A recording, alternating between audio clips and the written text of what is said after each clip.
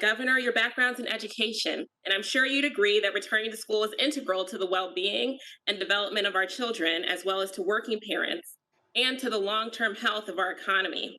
But it's essential to make sure that reopening schools does not place students, teachers, and their families in danger.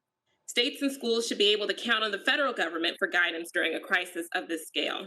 So, as you prepare to safely reopen Illinois schools, what information, expertise, and resources do you need from the federal government?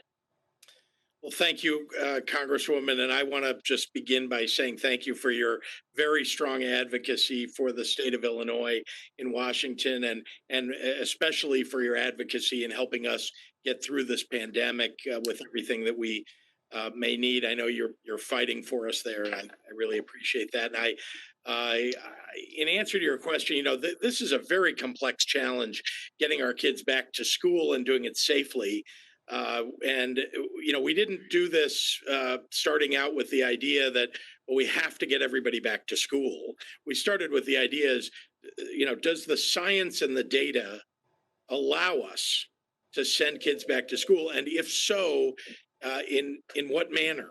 And how would that work, especially when we know that we need to watch our distance. We need to make sure people are wearing masks or face coverings, and all the challenges of people with preconditions that the adults and the children who are going to be in that school. Not to mention, and people don't really mention this much, the parents who interact with the school.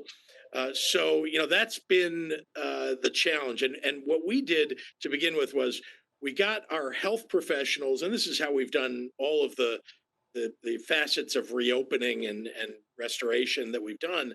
We got the public health officials together with the people who know our schools best, all across the state. And again, we have very different school districts in rural Illinois than we do in suburban and in the city of Chicago, for example.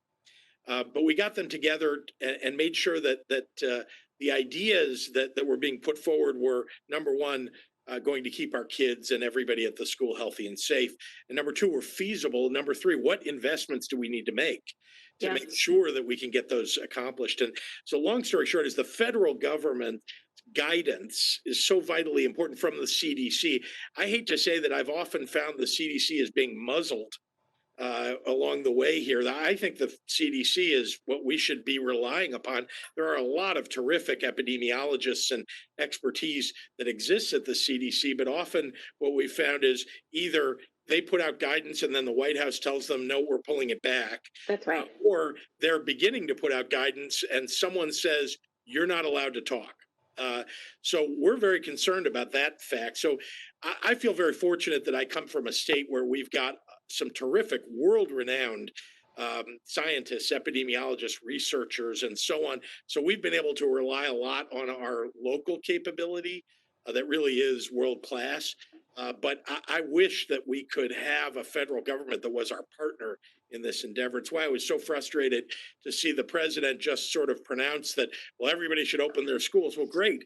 Please provide us with the kind of guidance that will help us do that. Yep. And I'm certainly concerned about their announcements today from the Department of Education, for example.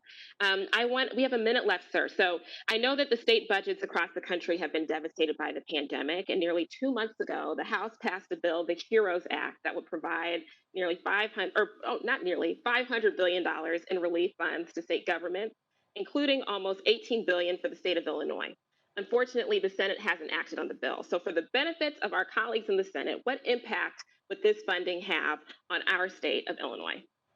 Well, before I say that, I just want to say that I talk to Republican, Democratic governors all the time, all across the nation. So when I answer your question, I'm partly answering what I think Republican and Democratic governors across the country are saying, which is without that funding, imagine how difficult it will be to reopen schools and to provide the resources that we need for schools. Not to mention our public health infrastructure, which is funded by state government. Our city, county governments provide our firefighters and our police officers and public safety. They're already making layoffs, the significant layoffs. We can't afford to have that happen across the country in the middle of a pandemic. And if you can spend, trillions of dollars helping large corporations survive, $500 million to support state and local governments, which provide such vital resources for our residents, I would say is a small price to pay for what's absolutely necessary here. Well, Governor Pritzker, thank you for your leadership. Thank you for being with us today. And Mr. Chairman, I yield back.